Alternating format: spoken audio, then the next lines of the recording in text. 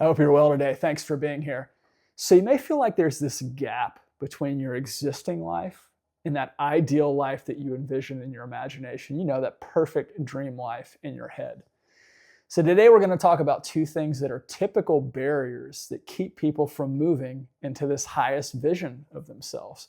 But when you do move into these things and you actually move past them, there's this deeper level of connection to yourself and a deeper level of connection to everything around you, the universe and source, that just aligns everything easily, and it just lights the path and the way for you and moves you into that place you're looking to get to.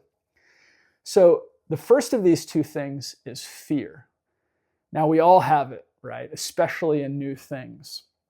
And what I'm talking about specifically is our avoidance of fear. Because we sit in this place, we're all in this place of comfort, right? In the status quo. And it's easy to be in that place. We have our job, we have our daily routine, we know what that looks like. It's quantifiable, it's identifiable. And we probably have some level of security in that, right?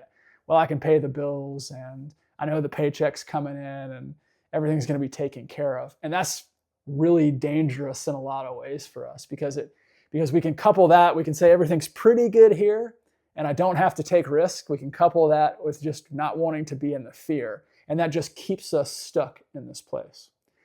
But what we have to do is start to be a person that doesn't avoid fear anymore. And we have to step into it because let's think of fear as a new definition. Fear is the bridge between our existing life and our ideal life. And if we step into fear, we're going to get some great things out of it, because what we don't realize when we're looking at it from the front end and we're so uncomfortable about it, what we don't realize is when we step into it, everything in that place is new, and that translates to exciting. So we're learning new things and it gets exciting really quickly. And the other thing we do is we discount our experience that we already have that will be additive to this new place. We have more resilience and fortitude than we think. So we bring that to the table. We start learning new and exciting things very quickly, and the fear starts to dissipate. And what's going to happen, you're going to move through that, and you're going to get to the other side of it, and you're going to feel freedom. You're going to feel like you did something, and you're going to feel like you can do more, and you're going to want to do more because you know the feeling of accomplishment in a new thing. And that's what our soul's here for, right? We're here to grow in this capacity.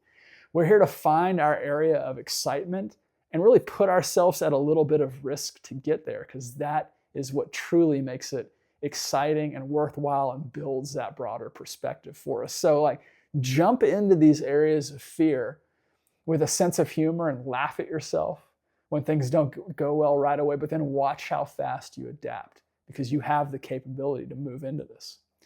The second piece of it is just we have to have consistency. I'm trying to be honest and truthful here. I'm saying this to myself too. We have to have consistency in our ability to raise our vibration.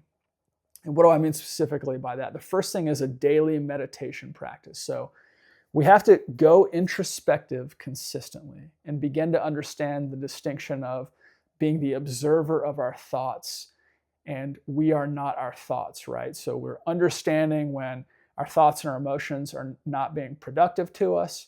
And the other thing that does is it taps us into something deeper within ourselves, a better sense of intuition and a better connection with everything around us, the field and the universe. So as we step into fear and things start aligning for us because we're taking risk, we can also recognize the signs to step into this path that's on the way to our highest vision. The other part of raising our frequency and vibration is just generally good health. We know we have to take care of ourselves. So we have to do things in moderation and not overindulge in the things about food and alcohol and drugs. We need to keep our vibration frequency high so we're connected.